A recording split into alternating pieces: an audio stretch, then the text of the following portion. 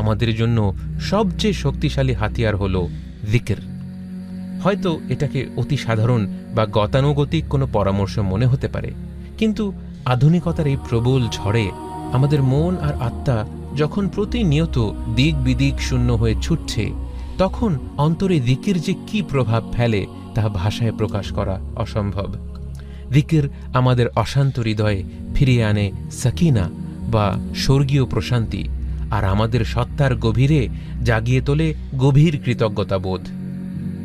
একবার কল্পনা করুন, ডিজিটাল কোলাহল থেকে দূরে সরে গিয়ে নির্জন কোনো স্থানে শান্ত হয়ে মাত্র কয়েক মিনিট আপনি আলহামদুলিল্লাহ পড়ছেন, এবং আলহামদুলিল্লাহ পড়তে পড়তে আপনি আপনার জীবনের সকল ছোট বড় নিয়ামতগুলোর কথা স্মরণ করছেন।